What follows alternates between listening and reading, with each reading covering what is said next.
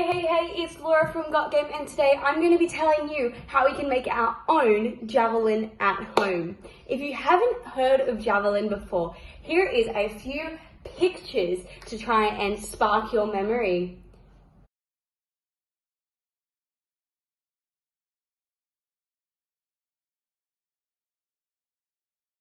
Essentially, what these athletes do is they throw this big, long 2-meter pole as far as they can.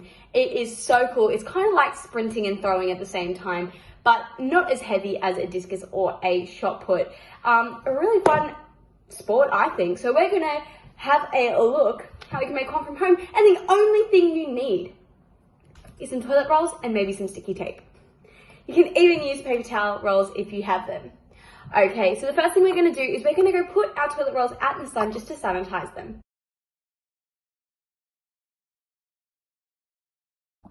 Once you finish sanitizing your rolls, we can then begin building our javelin. So you need about 6 or 7. You can have as many as you want, really, as many as your parents will let you build it. Normal javelins are about 2 meters long, but I don't have enough to make a 2-meter long javelin, so I'm going to have just probably like a 50 centimeter one. Let's get building. So to build your javelin, what you're going to do is you're going to look at these circles inside of our holes, and you're going to put them in circle hole order. So see, this one is the smallest circle hole, or circumference for some of our older kids might know that word. So the circumference is the whole way around the circle. So we're going to put them in size order. Once you've done that, we can begin constructing. So starting with the smallest one, you're going to actually put it inside the next size up one, and you're going to tape that so it stays inside. Once you've done that, we're going to get going and putting all of them inside each other. If they don't quite fit, like this one doesn't quite fit, you can tape them side by side, or you can squish the edges a little bit to make it fit inside. Ooh. So as you'll see in just a moment, it's been a long time since I've shoved cardboard tubes inside other tubes. You can shove them inside like this so they fit. Still tape it up though, just to keep it safe. Once you've taped them all together, you should have something about this long. I'm actually going to find a few more because I want to have a longer javelin, because I have got quite long arms and I want it to be a bit longer than the length of my arms. So give me a jiffy and I'll be back.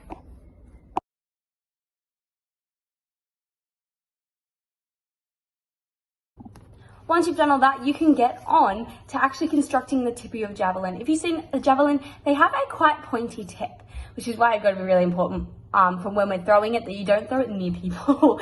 So we're going to try and make a pointy tip. So what you're going to do is you're going to start pressing down on the end of the smallest tube. And what we're going to do is actually make a point.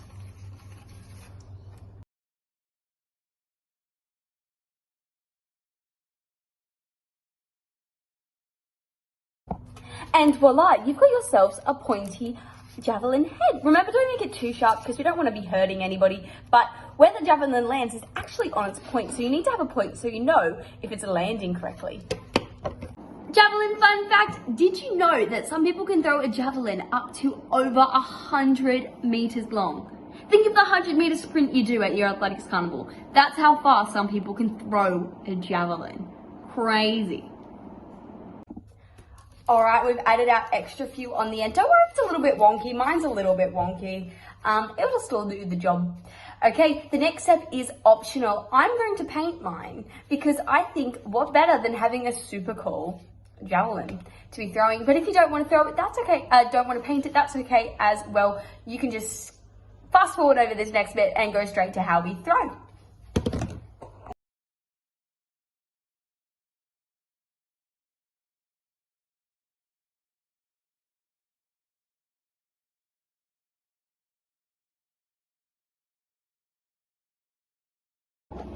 Olympic fun fact, did you know that javelin is one of the oldest sports that form part of the Olympics?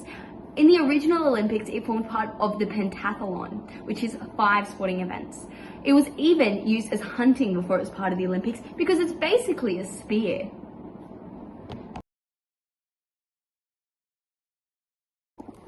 Once your javelin is fully dry, see how mine is fully dry, we can now get on to learning how to throw it. Okay, so to throw a javelin, what you're going to do is you're actually going to put your pointer finger along the back length of it. So this is the tip, this is the back. You're going to be putting it along the back. On a real javelin, they actually have a bit of a grip that your hand will be on. But for ours, let's just say that about just past halfway. So I made a white one so I know where to put my hands. If you didn't make a designated area to put your hands, just pick somewhere just a little bit back from the back. Okay, so what you're going to do is you're going to lay your pointer finger down the back and you're going to wrap your fingers around it like so. When we're throwing, we start with it back like this. So we're in a start pose and we're going to do a run up before throwing it. So you're bringing it from the back, round to the front and releasing. So straight, bent, straight for release. But when we're throwing, we're actually throwing up into the air because that's what's going to help it land down onto the ground. Did you know in javelin that the javelin has to land point first onto the ground? It doesn't have to stick in the ground, but it does have to have the point hit the ground first. Otherwise, it's considered a foul. Okay, so for throwing your javelin, what you're going to do is you're going to find a line outside. You're going to do this outside because we're throwing something. We don't want it to be breaking windows. We don't want to be hitting little siblings or any cats or dogs. So find yourself a line on the ground. I'm standing behind one right here. What you're going to do is you're going to then get your arms ready with your javelin in it. You're going to take a few steps back from where that line is. So I'm going to move along, take a few steps back, and you're going to do a run up. 2 steps as before releasing your javelin. Okay, let's give it a go. So a few steps.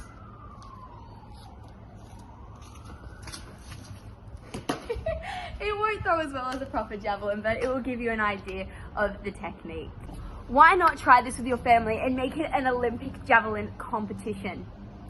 As you can see, I'm wearing my Olympic jumper right now, inspired by the 70s Olympics. And it matches my javelin. So do a competition with your family. See who is the best javelin thrower. Who can throw theirs the furthest. Give it a go.